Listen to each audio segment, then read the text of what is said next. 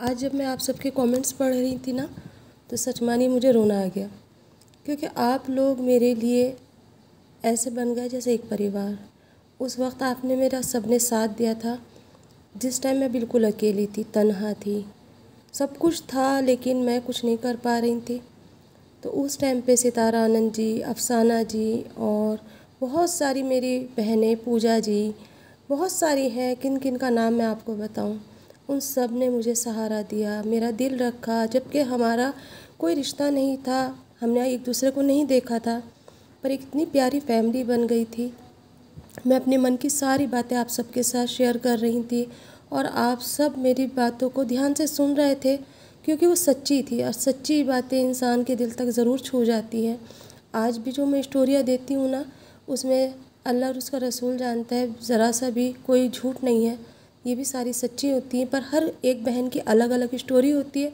अपने नाम के साथ मुझे जोड़ के बनानी पड़ती है, ताकि मैं आप सबके साथ में अपने नाम के साथ दूँ उसको, ताकि हर किसी को अपना सा दर्द महसूस हो। आज मैं जब कमेंट्स पढ़ रही थी तो मुझे ये एहसास हो रहा था कि कुछ लोग मेरे बारे में नेगेटिव सोचते हैं। कमेंट्स तो मैं रोज़ पढ़ती हूँ, रोज़ देखती हूँ, पर कहीं ना कहीं मैं अंदर से टूटती जा रही हूँ, तो इसलिए मैं कभी कभी कमेंट्स नहीं पढ़ती और मैं उनसे बचना चाहती हूँ।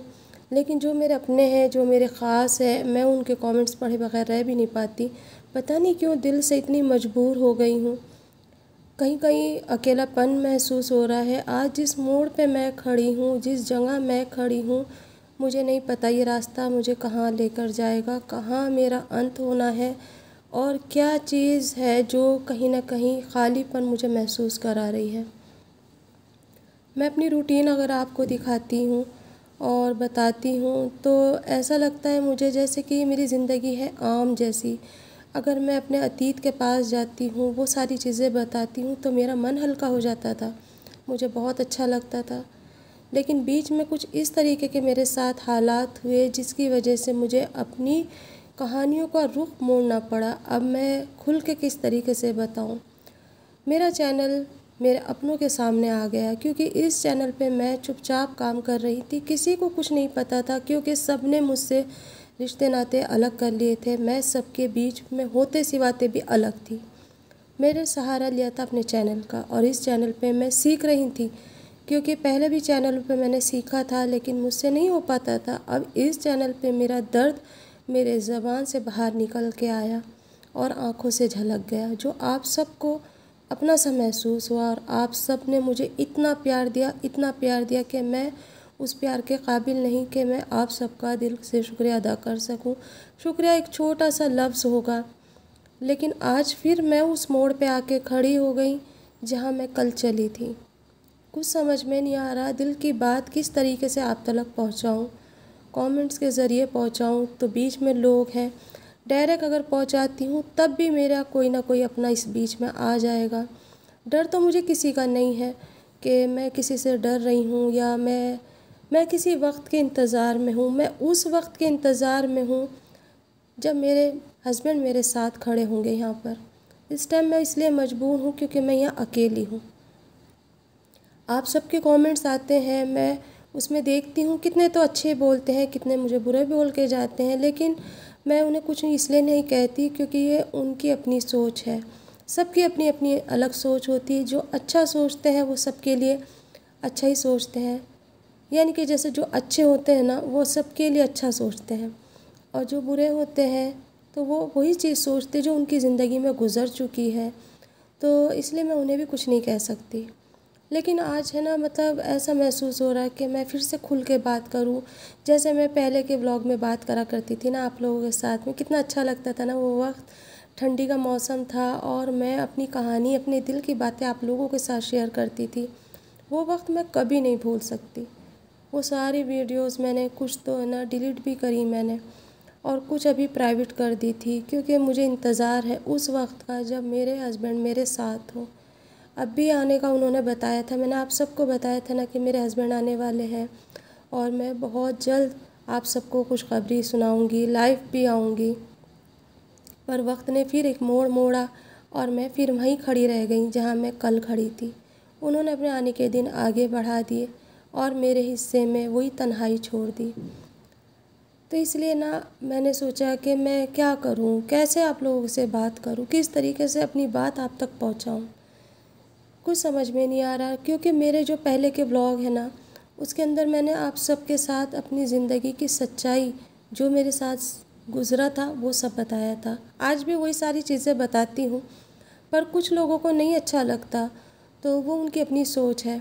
लेकिन हर बेटी के साथ, हर लड़की के साथ कुछ ना कुछ गुज़रना होता है, जब भी ये कहानी बनती है और जब भी वो मुझ तक पहुँचाती है। मैं चाहूँ तो अपनी रूटीन बता दूँ, मेरा भी बहुत दिल करता है कि मैं अपनी रूटीन बताऊँ, लेकिन मैं उन लड़कियों का क्या करूँ जो ना तो व्लॉग बना सकती है, ना समाज के सामने आ सकती है, ना अपने बारे में बता सकती है। शायद अल्लाह ने मुझे ज़रिया बनाया हो उनका, ताकि उनकी आवाज़ आप तक पहुंचा सकूं। बस हाँ, मैं उनका नाम नहीं लेती, मैं उनके बारे में ये नहीं कहती कि ये फ़ला लड़की है, ये उस गांव से या उस शहर से है, क्योंकि मुझे भी उसकी ज़िंदगी के बारे में आगे का सोचना है। क्योंकि जो मेरे साथ अभी हुआ है, मैं नहीं चाहती उस बच्ची के साथ, उस औरत के साथ या उस माँ के साथ कुछ गुज़रा हो या गुज़रे।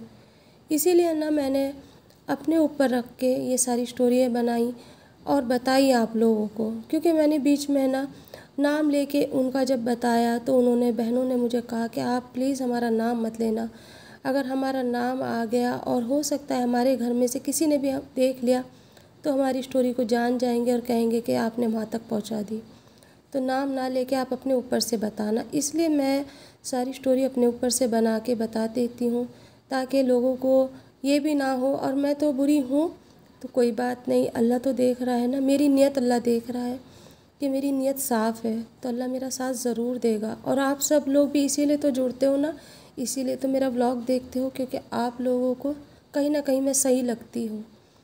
तो मैंने सोचा कि मैं ना आज आपके साथ में ये बातें सारी बता दूँ। अफसाना जी, मैं आपके है ना सारे कमेंट्स पढ़ती हूँ।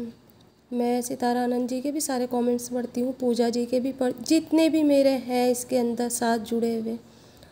एक थी खलीफ़ा, शायद उनका नाम यह है। बस ये है कि देखो, मुझसे इंग्लिश तो नहीं पढ़नी आती, लेकिन मैं हिंदी में पढ़ना चाहती हूँ और पढ़ लेती हूँ। इंग्लिश अब मैं माशाल्लाह इतनी पढ़ने लगी हूँ, कमेंट्स पढ़ लेती हूँ, लेकिन नाम जैसे कि होते हैं ना, उसमें थोड़ी सी मुझे परेशानी हो जाती है। लेकिन मेरे इतने सारे साथी थे, आप सब, पूरे 1 साल की मेरी जर्नी आप सबके साथ रही, इतनी प्यारी रही। कुछ महीनों से मैंने कमेंट्स पढ़ने बंद करे, जब से मेरी ज़िंदगी में वो वक्त आया और मुझे अपने चैनल को किसी और मोड़ पे लेके जाना पड़ा। मजबूरियाँ इंसान से क्या करा देती हैं। मैं भी मजबूर हूँ, इसीलिए मैं कुछ नहीं कर पा रही हूँ। मैंने कहा ना कि मुझे किसी वक्त का इंतज़ार है। मेरी आगे की ज़िंदगी में मैं आप लोगों के साथ शेयर करती, खुल के बताती। जो किसी ने नहीं बताया, मैं वो चीज़ आप लोगों के साथ मैंने शेयर करी और करना चाह रही थी, लेकिन बस मजबूर हो गई। कुछ वक्त का इंतज़ार है, अल्लाह ने चाहा इंशाअल्लाह वो वक्त बहुत जल्द आएगा मेरी ज़िंदगी में, जब मैं इस सारी चीज़ों को सही तरीके से कर पाऊँगी। कुछ लोग ये कहते हैं कि आप गलत स्टोरी सुनाती हो, तो कोई कहता है मुझे झूठ बोलती हो। कितनी शादियाँ हो गई हैं, मैं सब्र करती हूँ और उनके हक़ में भी अल्लाह से दुआ करती हूँ। देखिए, हम जो हिंदू और मुसलमान बन के आए, तो वो आसमान से नहीं आए थे, ऊपर से नहीं आए थे, हम दुनिया में आके बने हैं। अब किसका मज़हब कितना सच्चा है, हम तो जिस नाम से भी उसे पुकारते हैं ना, वो सुन लेता है हमारी। एक वही तो है, वो जो हमें सही तरीके से जानता है और हमारी हर दुआ कबूल करता है, चाहे वो प्रार्थना हो या दुआ हो, लेकिन वो हर एक चीज़ में बसता है। जब उसे कोई एतराज़ नहीं मेरे व्लॉग बनाने से, तो दुनिया को क्यों है?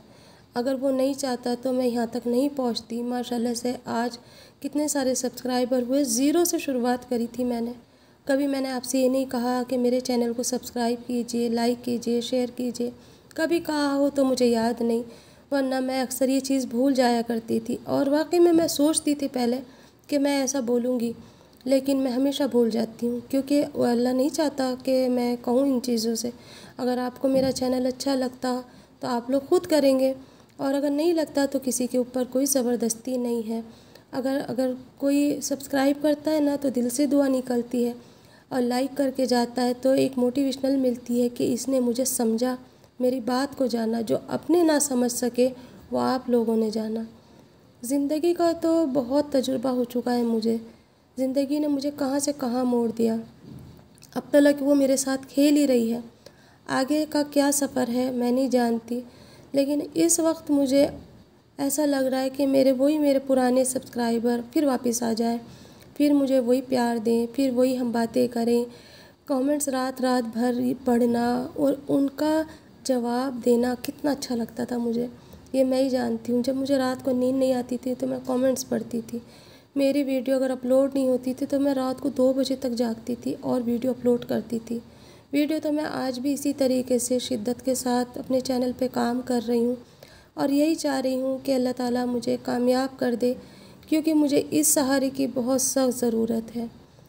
पता नहीं क्यों मुझे लोगों से जुड़ना, उनसे बातें करना अच्छा लग रहा है। इस पर दुनिया के अंदर जहाँ मैं रह रही हूँ वहाँ नहीं। वहाँ मुझे महीनों हो जाते हैं अपनों से मिले हुए, वहाँ मुझे महीनों गुजर जाते हैं अपनों को अपनी खैरियत देते हुए, लेकिन उसके बावजूद भी मैं परेशान हूँ। कुछ इस तरीके की बातें मेरी ज़िंदगी में गुज़र रही हैं जो मैं इस वक्त तो नहीं बता सकती, लेकिन हाँ एक वक्त ज़रूर आएगा जब मैं आप लोगों के साथ में ये सारी बातें फिर से शेयर करूँगी और बताऊँगी कि मैं किन हालातों से गुज़री। ये वक्त बहुत मुश्किल भरा है मेरे लिए। ज़ीरो से शुरुआत करी थी और वहाँ तक पहुँचने तक का सफ़र बहुत आसान लग रहा होगा आप सबको, लेकिन मैं जानती हूँ कि इन दिनों में और जब से लेके अब तक 1 साल के सफ़र में मैंने क्या फ़ेस नहीं करा, मैंने क्या नहीं सुना, मेरे साथ क्या नहीं गुज़रा।